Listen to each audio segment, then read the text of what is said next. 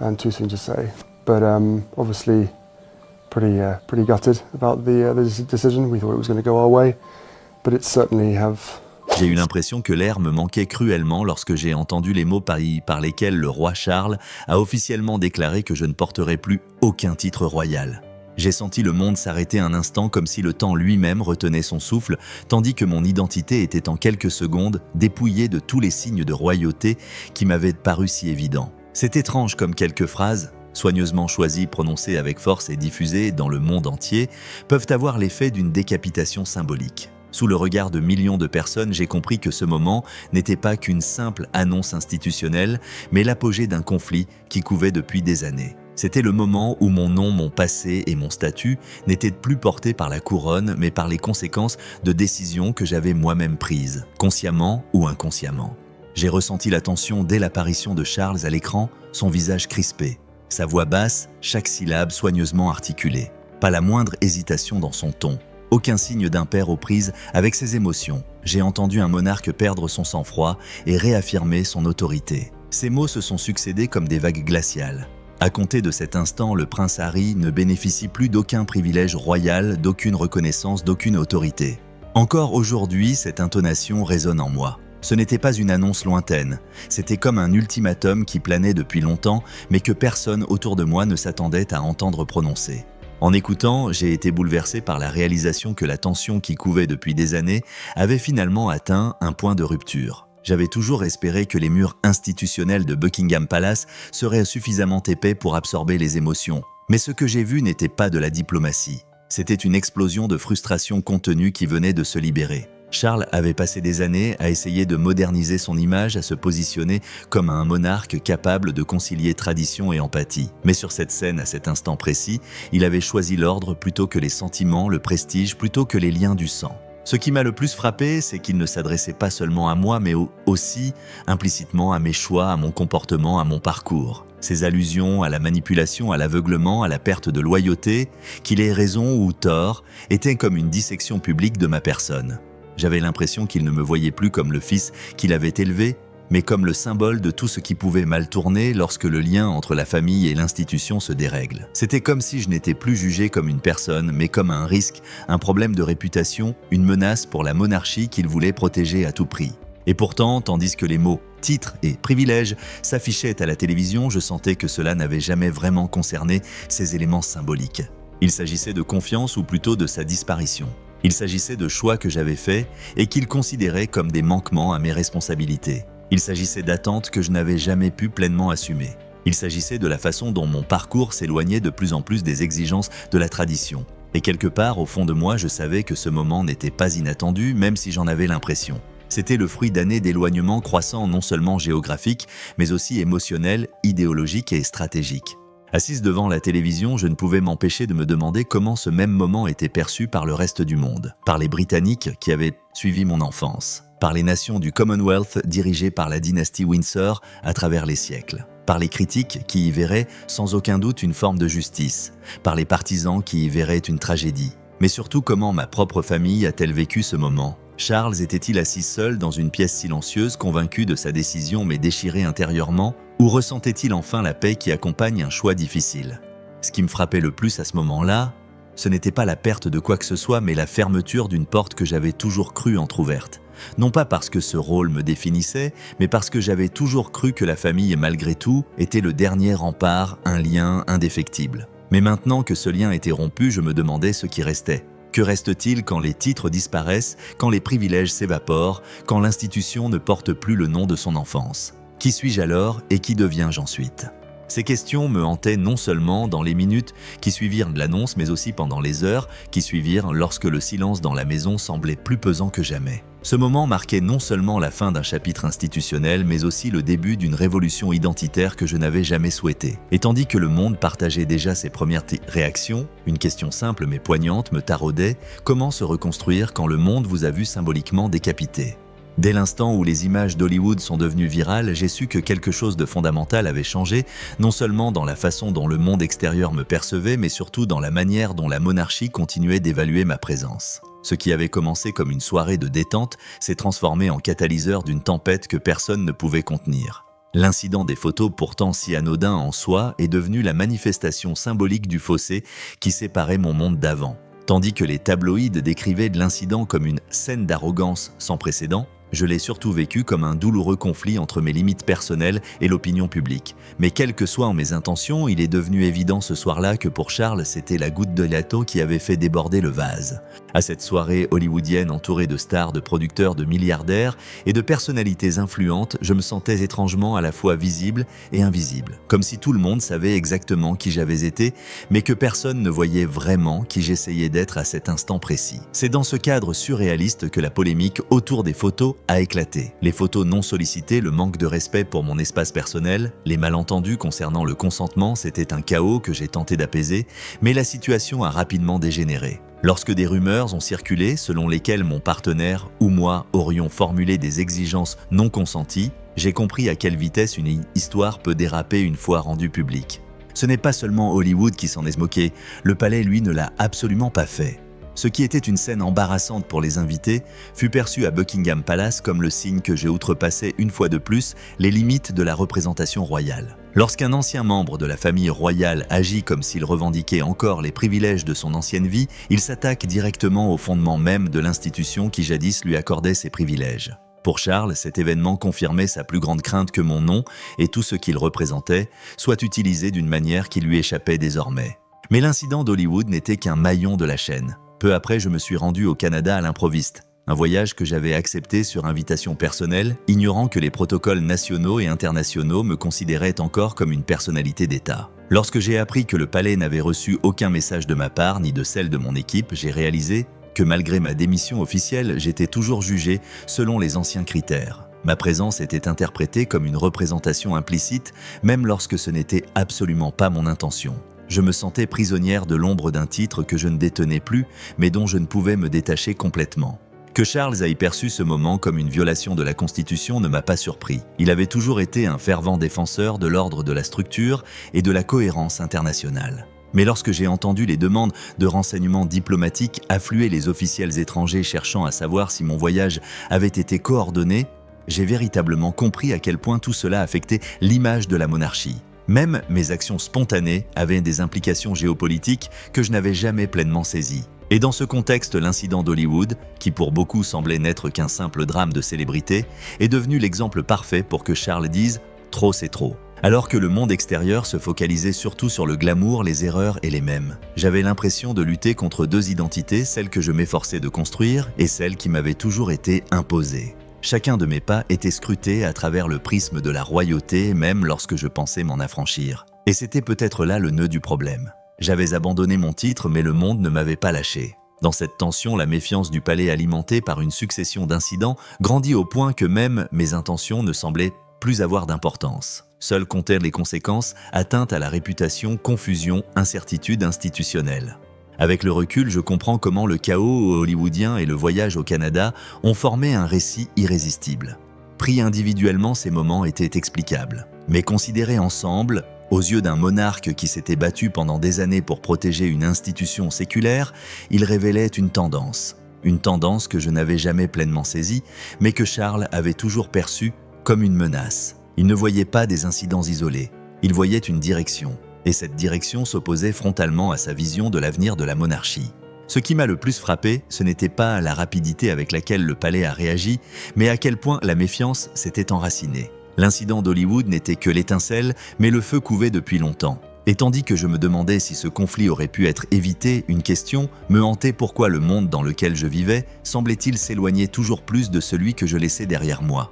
La prise de conscience qu'une opération stratégique se déroulait en coulisses pour rompre tout lien restant entre moi et la monarchie m'a d'abord paru surréaliste. Mais plus j'analysais les signes, plus il devenait évident qu'il ne s'agissait pas d'une décision impulsive. Ce n'était ni un coup de sang, ni une réaction émotionnelle, mais un processus soigneusement orchestré, piloté de près par des personnes qui connaissaient les rouages de la couronne mieux que quiconque. Tandis que le monde débattait encore des incidents d'Hollywood et de mon apparition inattendue au Canada, le palais s'était déjà replié sur les aspects techniques de ce qui allait se révéler être une opération symbolique et d'une précision chirurgicale. Et au milieu de ce silence, j'ai compris que je n'étais pas simplement écarté, mais que mon nom était systématiquement archivé, organisé et effacé de l'ADN même de l'institution. Quand j'ai appris qui Charles avait convoqué dans ses appartements privés, le Lord Chambellan, son secrétaire particulier et le directeur de la communication stratégique, j'ai compris qu'il s'agissait du centre névralgique de son processus décisionnel. Ces trois hommes n'étaient pas du genre à se réunir pour des questions superficielles. C'était le sommet de la machinerie interne, le lieu où la politique n'était pas seulement discutée mais élaborée. Le fait que Charles se soit adressé à eux debout sans longue présentation en disait long sur la gravité de l'instant. J'y ai vu l'équivalent royal d'une réunion de service en temps de crise brève, fonctionnelle, ciblée, et surtout incontournable. Ce qui m'a le plus frappé, c'est la froideur clinique du processus. Aucune place pour les sentiments, aucune allusion aux liens familiaux, aucun compromis même minime. Il ne s'agissait pas simplement de me retirer un titre, il s'agissait de redéfinir la place de mon nom au sein du système. Tandis que je tentais de comprendre ce qui se passait, j'ai découvert de plus en plus d'informations sur la manière dont d'anciens documents avaient été retrouvés, les précédents historiques étudiés et même des lettres de la défunte reine examinées. Non pas pour me comprendre, non pas pour adoucir la situation, mais pour savoir précisément quelle partie du système pouvait être démantelée sans ébranler l'ensemble. Dans les jours qui suivirent, une discipline quasi militaire s'installa dans les couloirs du palais. Le personnel parlait peu, mon nom était évité et les registres internes étaient ajustés à voix basse. Il était clair qu'ils étaient conscients de la gravité du moment tout en conservant la distance professionnelle et imperturbable qui a toujours caractérisé la monarchie. J'ai entendu Sir Clive, le secrétaire particulier de Charles, dire à son équipe « S'ils ne sont pas de sang royal, ils ne doivent pas avoir l'air de membres de la famille royale ». Cette simple phrase m'a fait comprendre sans l'ombre d'un doute que l'objectif n'était pas seulement une structure plus claire, mais aussi la suppression de toute ambiguïté. Aucune place pour l'interprétation, aucune marge de manœuvre pour manipuler la réputation. L'idée que chaque changement silencieux, chaque modification apportée au site web, chaque mise à jour des dossiers internes constituait la version tangible d'une amputation symbolique me paraissait une vérité glaciale à laquelle je ne pouvais échapper. J'ai vu des références numériques disparaître, des protocoles être modifiés, des canaux de communication fermés. J'ai même appris que les lettres adressées au duc de Sussex étaient désormais retournées non ouvertes, comme si ce titre n'avait jamais existé. Cette opération était d'une précision quasi muséale, non par malice mais par nécessité de protéger l'institution de toute confusion ou interprétation erronée. Ce qui m'a le plus surpris, c'est la rapidité avec laquelle tout s'est déroulé. Moins de 72 heures après la première réunion interne, un document stratégique détaillé était prêt recensant l'ensemble des pertes que j'allais subir. C'était comme si un plan était resté en suspens pendant des années, attendant le moment opportun. J'ai observé Simon Enfield, le responsable de la communication, préparer différents protocoles médiatiques, le silence, l'empathie, l'accent mis sur l'institution, un subtil clin d'œil à la stabilité par le biais de William. Non pas qu'il doutait du contenu du message, mais parce qu'il savait que la manière de le présenter en déterminerait l'impact. Et cet impact serait mondial. C'est durant cette période que j'ai compris pour la première fois que la distance entre Charles et moi était devenue non seulement émotionnelle mais aussi stratégique. Il n'agissait pas comme un père déçu mais comme un monarque accomplissant ses devoirs. À ses yeux, la couronne était une entité qui ne pouvait se réduire à des relations familiales ou à une souffrance personnelle. C'était une construction qu'il fallait protéger même si cela impliquait de verser symboliquement son propre sang. Cette pensée était blessante, mais d'une certaine manière, je la comprenais. Dans son monde, la monarchie primait sur l'individu même, sur le père. Quand j'ai appris que Charles avait demandé à revoir des photos d'archives, nous montrant ensemble pour susciter l'empathie, j'ai compris la profonde ambivalence de ce moment. Ces images étaient censées adoucir le récit alors que leur contenu produisait l'effet inverse. Et quand j'ai appris qu'en privé il aurait dit « Elle a transformé mon fils en slogan », j'ai compris que le conflit n'était pas seulement institutionnel, mais aussi émotionnel. Il ne s'agissait pas seulement de titres, il s'agissait d'identité, de trahison, du sentiment d'être devenu un instrument de quelque chose qu'il ne maîtrisait plus. La précision avec laquelle cette opération a été menée m'a finalement laissé avec une seule question: comment se détacher d'un passé si soigneusement sculpté dans votre histoire que vous commencez à douter d'y avoir jamais vraiment existé? Lorsque les paroles de Charles ont été diffusées, j'ai été presque instantanément emporté par une tempête numérique si puissante et chaotique que j'avais l'impression que mon nom était balayé par un ouragan. Alors que je tentais encore de comprendre ce qui s'était passé, le monde extérieur avait déjà entamé une nouvelle bataille qui ne se déroulait plus dans les couloirs du palais ou les salons familiaux, mais à travers les hashtags, les commentaires, les analyses et les tendances mondiales. La rapidité avec laquelle l'espace numérique a réagi était stupéfiante. Quelques minutes après la diffusion, mon nom figurait à nouveau en tête des plateformes internationales, mais cette fois non pas en tant que prince, non pas en tant que duc, non pas en tant que représentant d'une institution, mais comme symbole d'un conflit qui avait soudainement pris l'allure d'un spectacle de télé-réalité planétaire. C'était surréaliste de voir des millions de personnes se diviser instantanément en deux camps, comme si le monde entier s'était scindé en deux. J'ai vu les hashtags exploser en majuscules et les commentaires s'accumuler emplis de colère, d'indignation, de sarcasme ou même de soutien et de compassion. On qualifie souvent ces plateformes de places publiques numériques. Mais à ce moment-là, elles ressemblaient à des tribunaux numériques où chacun endossait le rôle de juge, de procureur, d'expert ou de militant. Le plus troublant était que personne n'avait à attendre le contexte ou les nuances. Chacun se forgeait une opinion avant même que la déclaration complète n'ait été analysée. La rapidité des jugements est devenue un écosystème à part entière. Alors que les célébrités hollywoodiennes prenaient la parole et que les influenceurs s'empressaient de publier des opinions conformes à leur image, j'ai été frappé par la polarisation de la situation. D'un côté, des voix accusaient le palais d'une discipline archaïque de racisme institutionnel ou d'une froideur impitoyable. De l'autre, je voyais des commentaires affirmant que cette décision aurait dû être prise depuis des années, que j'avais abusé de la monarchie et que l'ordre était enfin rétabli. Et entre ces deux extrêmes, je me suis retrouvé non pas comme participante, mais comme objet, comme sujet d'une conversation où ma voix pesait à peine. Dès la parution des premiers articles d'opinion, j'ai compris à quel point les médias internationaux sont influencés par le cadrage des événements. Tandis que les tabloïds britanniques présentaient la situation comme un nettoyage nécessaire, les journaux d'autres pays racontaient l'histoire d'un père reniant son fils, d'une institution luttant pour sa pérennité et d'une famille déchirée par la modernité.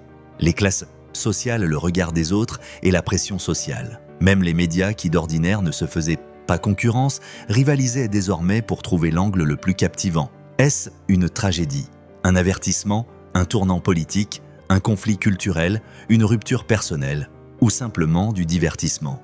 Au sein de ce chaos polyphonique, l'espace numérique s'est transformé en champ de bataille où toutes les règles avaient disparu. Chaque déclaration du palais était disséquée, chaque silence de ma part interprété, chaque photo qui apparaissait servait à étayer un récit. Les algorithmes amplifiaient les extrêmes colères, rage, sensationnalisme. Et tandis que je voyais des millions de commentaires s'accumuler, je me demandais si quelqu'un réalisait encore que derrière ces pixels se cachaient de vraies personnes, de vraies relations, de vraies souffrances. Entre-temps, les premiers sondages sont apparus. J'ai vu des pourcentages qui m'ont donné l'impression que mon statut était réduit à un simple tableau de score. Au Royaume-Uni, une majorité écrasante s'est prononcée en faveur de la suppression des titres, un fait qui m'a à la fois touché et libéré. Il était douloureux de constater le peu de soutien restant, mais cela montrait aussi clairement que le public m'avait peut-être dit adieu bien plus tôt que je ne l'aurais jamais admis. Au Canada, en Australie et dans d'autres pays du Commonwealth, l'opinion était plus partagée, mais partout dans le monde, mon nom était utilisé comme un test pour l'avenir de la monarchie. Les réactions qui m'ont le plus marqué sont venues de sources inattendues des jeunes sur TikTok s'interrogeant sur la légitimité d'un système séculaire à dicter encore les comportements. Des commentateurs se demandant si la famille royale ne se rendait pas plus vulnérable en adoptant une position aussi ferme et ostentatoire. Des militants s'emparant de la situation pour ouvrir le débat sur le pouvoir, l'image, les inégalités et les attentes institutionnelles. Ma rétrogradation a également marqué le début d'un nouveau débat mondial sur l'essence même de la royauté. Au milieu du choc, il est devenu évident que le contrôle du récit avait complètement basculé. Le palais avait tenté de rétablir l'ordre par sa déclaration, mais la réalité numérique fonctionne autrement. Il n'y a pas d'ordre, seulement de l'influence. Un simple tweet peut avoir plus d'impact qu'un discours royal. Une vidéo de 30 secondes peut éclipser un communiqué de presse soigneusement rédigé. Et un influenceur, suivi par 1 million de personnes, peut influencer l'opinion de générations entières sans aucune autorité officielle. Cette prise de conscience fut peut-être la plus déstabilisante. Non pas les titres perdus ni les privilèges disparus, mais la certitude que mon identité dépendait désormais d'un public mondial qui, sans me connaître personnellement, façonnait pourtant mon histoire. Et là, au cœur de cette tempête, je me suis demandé comment se réinventer dans un monde où chaque version de soi existe déjà dans l'esprit de millions d'autres personnes. Lorsque la colère initiale s'est apaisée et que la tempête numérique a semblé se calmer un instant, l'ampleur émotionnelle de la situation m'a véritablement frappé. Non pas sous forme de choc ou d'indignation, mais comme un fardeau silencieux et pesant qui s'est installé au plus profond de ma poitrine. La fracture institutionnelle, aussi vaste fût-elle, paraissait presque abstraite. Mais la fracture personnelle, les déceptions sous-jacentes, les malentendus et les tensions non résolues étaient la blessure que je ne pouvais ignorer. Alors que le débat mondial se réduisait à des hashtags, des gros titres et des analyses politiques, je restais avec des questions bien plus douloureuses. Où avions-nous dérapé ? Quels signaux avais-je manqué ou refusé de voir ? Et pourquoi avais-je l'impression que ce moment n'était pas qu'une question de titre, mais qu'il s'agissait d'un père et d'un fils qui s'étaient perdus de vue ? J'ai repensé aux années où mon père avait essayé de me guider, parfois maladroitement, parfois distant, mais toujours animé d'un sens des responsabilités qu'il ne parvenait jamais vraiment à exprimer. Il est facile de le percevoir comme un monarque, une autorité, un symbole. Mais derrière ce symbole se cachait peut-être quelqu'un qui souffrait autant que moi. Après la mort de ma mère, un vide indicible s'est installé entre nous, un silence que nous n'avons jamais vraiment appris à briser. Tout ce que nous n'avons pas dit a fini par peser plus lourd que tout ce que nous avons partagé. Et en grandissant, nos mondes se sont éloignés l'un de l'autre sans même que nous nous en rendions compte. Ce qui me hantait le plus, c'était que mon père ne savait jamais vraiment exprimer ses émotions. Son attention se manifestait souvent par une structure des règles des attentes, comme si l'amour ne pouvait exister que dans un cadre qu'il connaissait et comprenait. Mais pour moi, cela ressemblait parfois à de la distance, à de la critique, à une mise à l'épreuve constante. Quand j'essayais de construire ma propre identité en dehors des contraintes de la royauté, il semblait le percevoir comme un rejet. Comme si je rejetais non seulement l'institution, mais lui personnellement. Alors qu'en réalité, je cherchais simplement un espace de liberté, un moyen de me découvrir en dehors d'un rôle qui m'avait été assigné à la naissance. Je me souviens encore de ces tentatives de soutien durant mon enfance, souvent maladroites, mais toujours pleines de bonnes intentions. Pourtant, chaque tentative de rapprochement était suivie de semaines, voire de mois de silence, comme si nous avions tous deux peur de trop ressentir ou de ne pas assez dire. À mesure que ma vie prenait un tournant inattendu, je sentais sa difficulté à s'adapter à la rapidité du changement. Les structures traditionnelles auxquelles il était si attaché semblaient parfois l'entraver, là où un père normal aurait simplement dit « Je ne te comprends pas vraiment, mais je suis là ». La déception qu'il a accumulée ces dernières années semble provenir d'un profond sentiment de perte, non pas lié à des titres, mais à l'image qu'il se faisait de moi. Et d'une certaine manière, je le comprends. Car tandis que je cherchais ma voie, j'oubliais parfois que mes choix avaient des conséquences non seulement sur ma propre vie, mais aussi sur sa vision du monde, ses responsabilités, ses craintes. Quand je repense à tous ces moments où nous aurions pu nous rapprocher mais où nous ne l'avons pas fait, je ne vois pas seulement des conflits. Je vois des occasions manquées, des mauvais timings, des personnalités qui s'affrontent et un fossé générationnel qui s'est avéré plus grand que nous ne l'avions jamais imaginé. Pourtant, la plus grande douleur n'était pas la rupture elle-même, mais ce qui l'a précédé des années de ressentiment latent, jamais exprimé à voix haute. J'ai appris plus tard que mon père s'était senti trahi par certaines interviews, par des extraits où j'évoquais les aspects les plus sombres de mon enfance. Non pas qu'il pensait que je mentais, mais parce qu'il avait l'impression que je ne voyais pas tous les efforts qu'il avait déployés pour faire mieux que les générations précédentes. Et peut-être a-t-il raison. Peut-être avons-nous tous deux manqué de reconnaître les efforts de l'autre. Mais en même temps, j'avais le sentiment qu'il ne percevait pas la profondeur de mon combat intérieur, ma lutte contre la pression sociale et mon besoin de me protéger. Mes choix n'étaient pas des attaques contre lui, mais des tentatives pour préserver mon équilibre mental. Pourtant, il les a interprétés comme une rébellion, une trahison, la preuve que je me laissais emporter par un monde qu'il associait à l'opportunisme et à la manipulation. Et c'est précisément là que s'est creusé le fossé, un fossé qui semble aujourd'hui irréparable. Nous avons interprété les mêmes événements de manière totalement opposée. Les derniers mois précédant sa déclaration furent jalonnés de petits signes que j'ignorais alors. Ses réponses plus brèves, le ton officiel de ses messages, le fait qu'il ne me demandait plus comment j'allais, mais seulement quel était le plan. J'avais l'impression qu'il se réfugiait dans le rôle formel sur lequel il pouvait toujours compter lorsque les émotions devenaient trop complexes. Et moi, de mon côté, je me suis replié sur le silence non pas par volonté de prendre mes distances, mais simplement parce que je ne savais pas comment réparer ce qui s'était dégradé au fil des années. Ce qui m'a le plus profondément affecté, c'est qu'il m'ait non seulement retiré un titre, mais aussi sa confiance. Et même si la confiance n'est pas un statut officiel, cette perte m'a paru plus lourde que n'importe quelle obligation royale. Pour la première fois de ma vie, j'ai dû admettre que la guérison ne passe pas toujours par des excuses ou par le temps. Parfois, les blessures sont si profondément ancrées que les deux parties doivent apprendre à vivre avec leurs conséquences.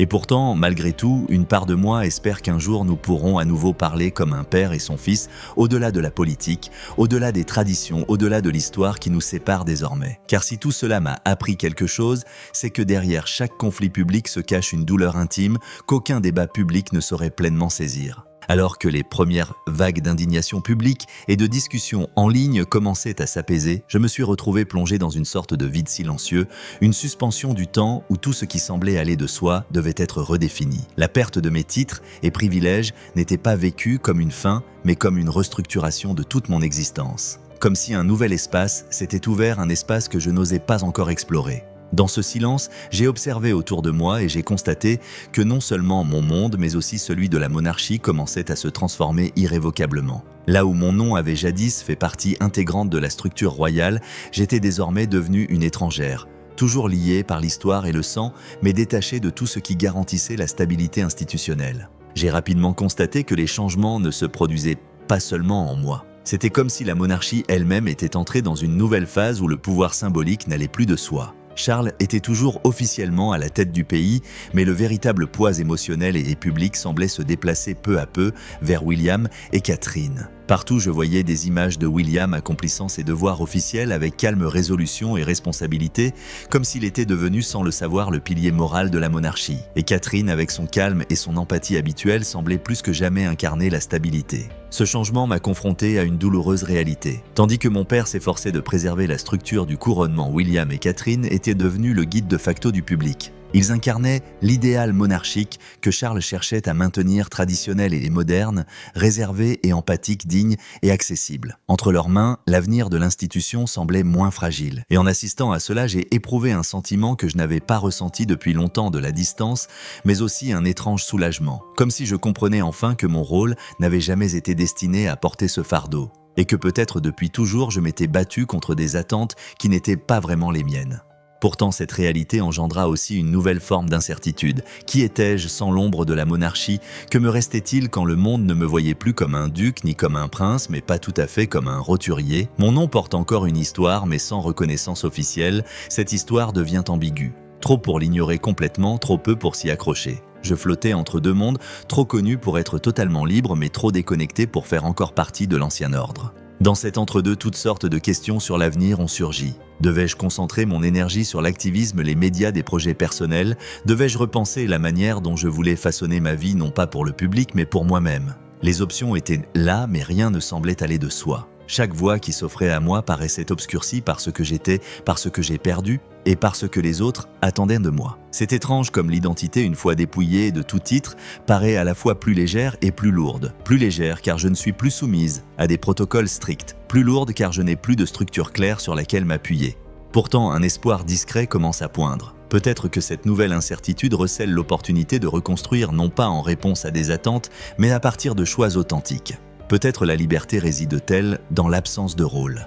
Peut-être cette rupture offre-t-elle enfin l'espace nécessaire pour découvrir qui je suis, lorsque personne n'exige rien de moi, ni discours, ni représentation, ni loyauté envers une institution qui finalement ne pourrait plus me soutenir. Et aussi douloureux qu'il soit de reconnaître que le passé s'est définitivement refermé sur lui-même, je perçois simultanément l'émergence d'une possibilité, celle de ne plus laisser mon avenir être défini par des conflits tacites et des fardeaux institutionnels. Cette rupture a des conséquences non seulement pour moi, mais aussi pour la monarchie elle-même. Aux yeux de beaucoup, l'institution semble vouloir se moderniser, gagner en efficacité et se recentrer sur son public. Or, il est clair que l'avenir de la couronne dépendra de la manière dont elle se positionnera dans un monde qui valorise de plus en plus l'hérédité et accorde une importance croissante à la transparence et à l'authenticité. La monarchie peut-elle survivre à une époque où chaque erreur est amplifiée, chaque silence interprété, chaque tradition remise en question? Cette question plane comme une ombre sur l'avenir des Windsor.